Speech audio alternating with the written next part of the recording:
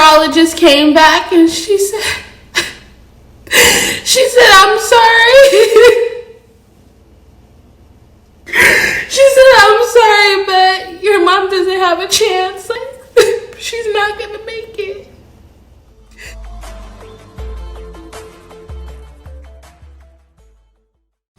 So me and my mom were visiting my little cousin and aunt in California for Thanksgiving when my mom was telling me how her hemorrhoids were acting up and how it was just like really uncomfortable down there. I'm like, okay mom, like, well, you just need to be at home, and when we get home, like, you can just soak in the bath and things of that sort. We were having a really good time, you know, everything was normal. We were riding roller coasters. We went to Knoxbury Farm. Like, we were just having a great time. And then when we were catching the Greyhound bus back home, my mom, she couldn't even sit down. Like, it was so much pain back there in her rectum that she was like laying on me. Like, she couldn't even like sit down. Like, it was very painful. So as soon as we got off the bus, I went to the pharmacy. I got hemorrhoid cream. I had got Epsom salt, you know, just to try to make her, you know, help her feel better. That wasn't working, and she then said that she wanted to go to the hospital and get it drained. She had got the procedure done before, so she said, oh no, I just need to, you know, drain it. So they admitted her into surgery, and the doctor said that there was a lot of drainage and, you know, a lot of pus and just blood back there, so that they were going to hold her in the hospital for a few days. She then ended up being in the hospital for 4 days.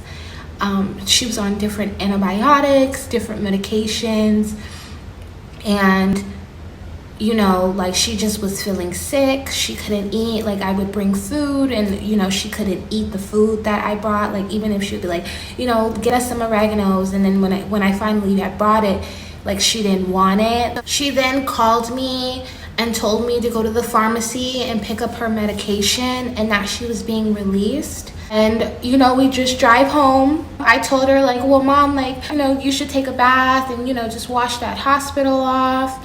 Oh, then lay in your bed. She was like, oh no, I'm just so tired, I'm just so drained. She was like, I'm just gonna get in my bed and rest right now. When she was in the hospital, she could not rest properly because, you know, the nurses are coming in and out. And so I helped her put her nightgown on, and I, you know, just give her some privacy. And then I think, like, let me go check on my mom. Not even an hour later, you guys, my mom is in the bed, and she is completely unresponsive, and she's like, her eyes are open. It's like she's not responding. And I'm like, mom, and she's not responding. I call 911, and then they're like, you know, like, try to do CPR on her. They're like, try to do CPR, you know, try to do. And I was like, what the fuck is happening right now? Like, she was just at the hospital. How are you at the hospital for 4 or 5 days, and then they release you and you come home and you're dead? Just like, I'm telling them, like, well, how long till you guys get here? Like, what's going on? You know what I mean? And they're like, just try to do compressions on her. I'm over here trying to do CPR on the phone with 911. Like, I'm just in shock. I was not expecting this. Like, I thought everything was fine. I'm like, did I not get there fast enough? Like, for the longest time, you guys, I was like, is it my fault? Like, I was like, did I not go to my mom soon enough? Maybe I would have been able to save her.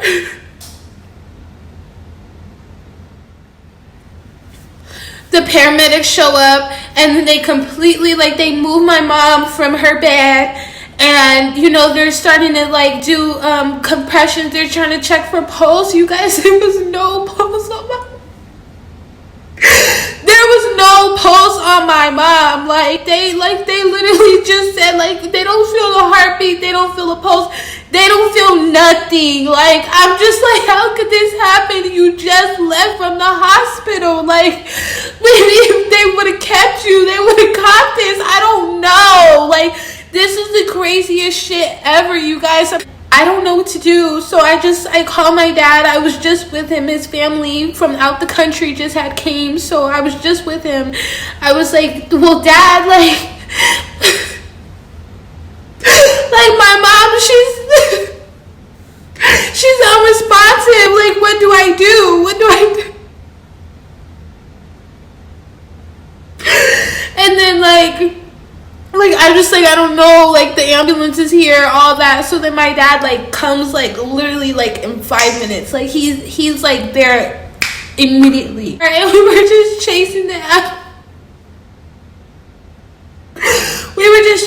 ambulance down the street. Just chasing the ambulance.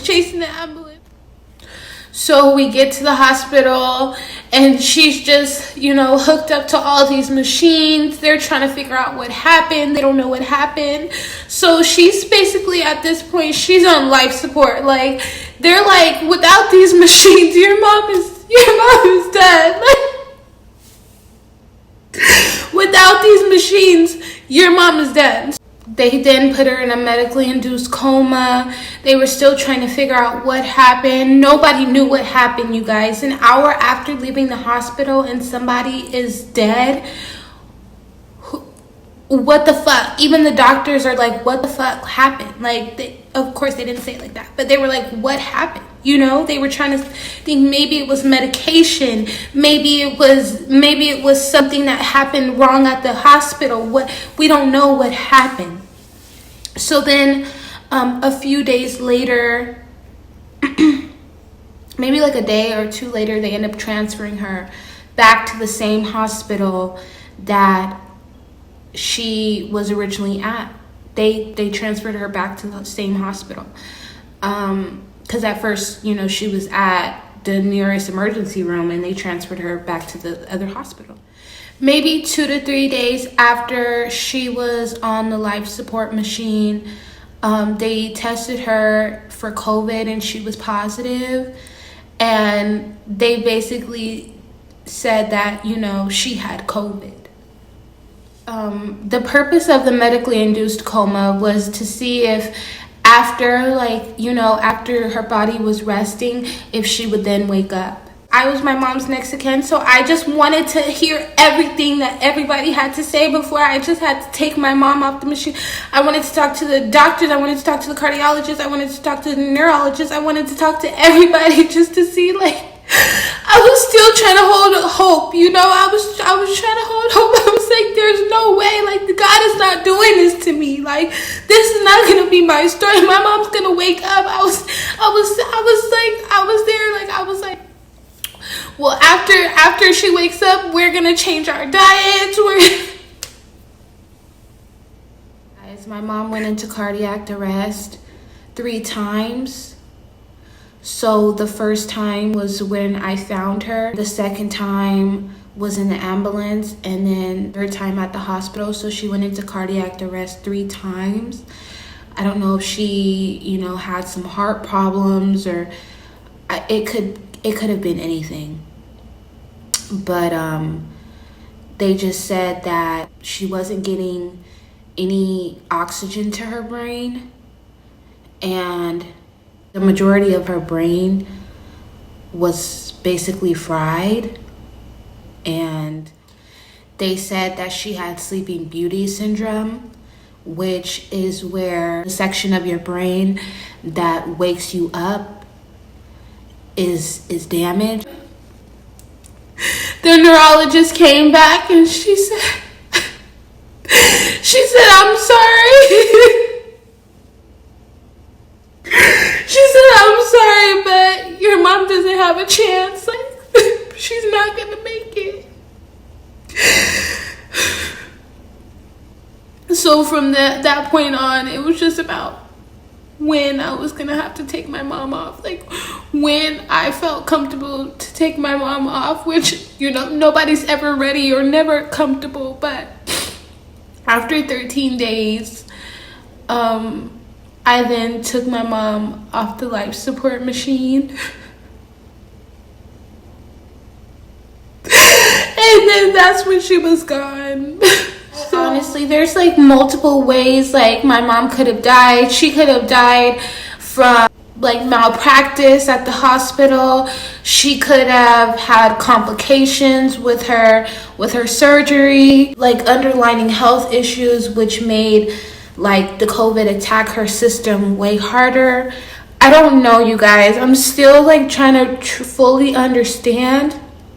All I know is that my mom went into the hospital for a hemorrhoid removal. She was there for 4 to 5 days being monitored. I brought my mom home, and an hour later, I found her dead in her bed. And, yeah.